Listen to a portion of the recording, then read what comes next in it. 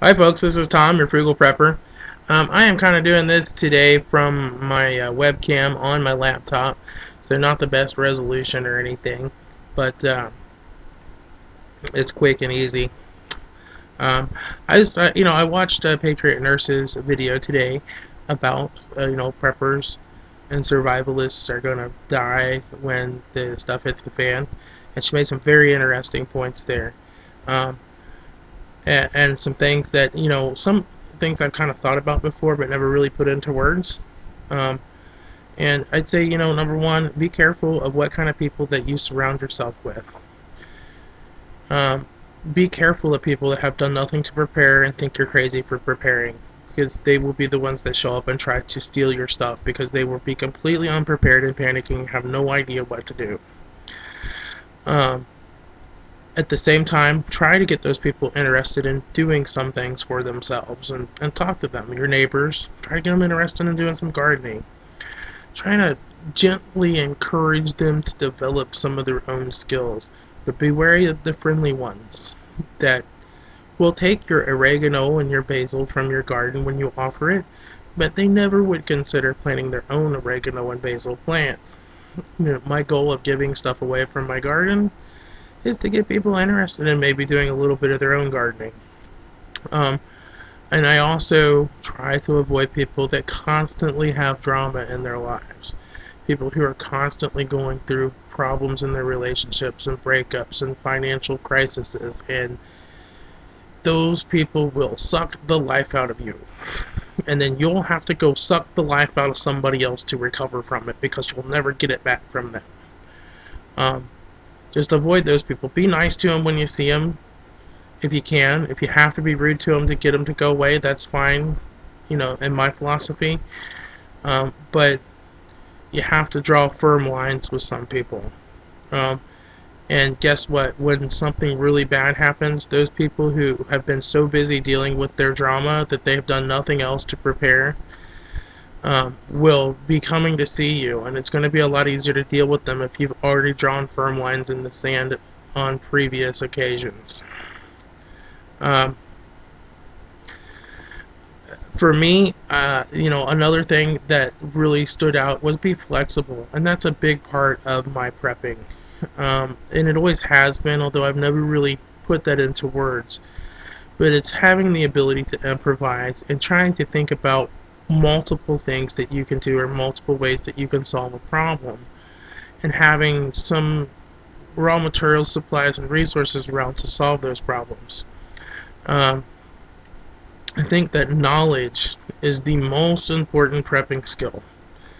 Your knowledge, you can take that with you anywhere. It's 100% portable. You don't have to haul it around in a bag. You don't have to haul it around in your vehicle.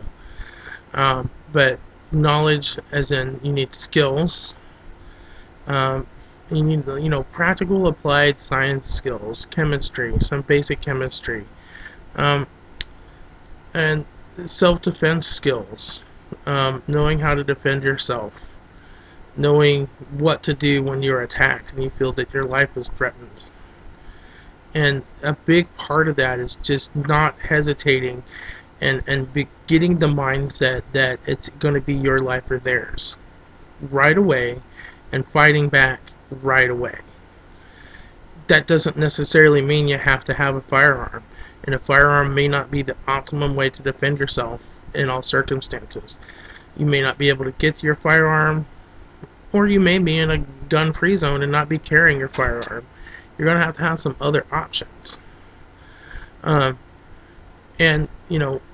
look around. Like, I think James Yeager, Tactical Defense Institute, I think those are great places. But there's also local places that you can learn that. Local people that teach that. That doesn't necessarily mean you have to be a martial arts expert, but it means that 90% of it's your mindset, and having some type of a plan, or knowing pressure points, places to hit, things to do, and doing them quickly and following through. But mostly it's understanding that this person doesn't know you, doesn't care about you, doesn't want to talk to you, doesn't care if you have children, doesn't care if you have a family. They want to kill you to get just what they want. So other things would be medical knowledge and knowing the limits of medical knowledge that you need or that are practical to have, knowing that you're not going to be able to do surgery and take somebody's spleen out and sew them back up without killing them, realizing that you don't need surgical supplies, but all knowing how to treat wounds, keep things disinfected, keep things clean, knowing basic first aid and knowing some advanced first aid, and how to control bleeding, how to do different things to save someone's life. I have taken first aid, advanced first aid, and disaster assessment with the American Red Cross, and I go back and update those skills. You need to know CPR. You need to know some of those things, but you're not going to need surgical kits and maybe a suture kit if you know how to suture, but if you don't know what you're doing, you're probably just sewing the infection in and killing the person. So it's not realistic that you're going to be able to become a full-fledged doctor after shit hits the fan. It's just not. And so don't waste a lot of time over preparing for that kind of stuff, because you're probably not going to be able to use it. I would also say that having basic electrical knowledge, knowing how electricity works, gauges of wires, amps, watts, volts, that's an important skill to have. Using tools, building, some basic construction knowledge, I think that's invaluable. Also having some 2x4s and sheets of plywood and some nails and screws and just basic hardware type stuff gathered in a corner of your garage can be very useful. And an SHTF situation. A big important skill for me is gardening. Okay, having a stockpile of seeds and a little seed bank and a shovel does not a gardener make. And if you think that since you have your stockpile of seeds and you've got a backyard and you got a shovel that you're going to grow all this food and feed your family and everything's going to be hunky-dory, you are going to starve to death and die. Okay, you are going to need to learn how to garden. First of all, it takes quite a bit of space to grow enough food. Even using a vertical gardening system requires more space than you think, but probably the best gardening system that I know of is the Mittlighter gardening system, where you control all of the variables and give yourself the best chance of success. It's been used for 60 years in 30 countries to feed starving people, and it works very well with limited space. But you need to garden because you're still going to need to know the difference between a potassium deficiency and a magnesium deficiency and a nitrogen deficiency or a copper deficiency, and what do you do about those things when they happen? What are the different kinds of bugs? What disease does this plant have? Why is my plant dying? And you're going to need to know what kind of plants that are successful in your area and aren't successful. And you're going to need to be able to hedge your bets by planting different kinds of plants in case you do get blight or tobacco mosaic virus on your tomatoes, or some of these things that kill half of your crop. Then what do you do? Well, you're going to need to hedge your bets. You're going to need to know how to grow things like potatoes, even though potatoes are totally cost ineffective to grow because you can buy them so cheap now. You need to learn how to grow them, because when there are no more potatoes at the school, potatoes are a very important staple of carbohydrate that can provide a lot of calories to your family. But to get the members of your family 3,000 calories, 2,000 to 3,000 calories per day out of a garden, and still have enough to store in the fall and put back for all winter long, that's a lot of gardening. And it takes a lot of experience and learning and knowledge to be able to do that kind of a garden. I'm still learning. I'm learning slowly, and I've got a decent little garden going this year. I'm expanding it significantly next year, and I'll be expanding it significantly the year after that. And I'll be adding more and more crops, but I'm going to be learning how to store my seeds and reuse them, that kind of stuff. Gardening is a skill that you need to learn, and it's a skill that can save you money right now on your grocery bill, so why not do it? Communications.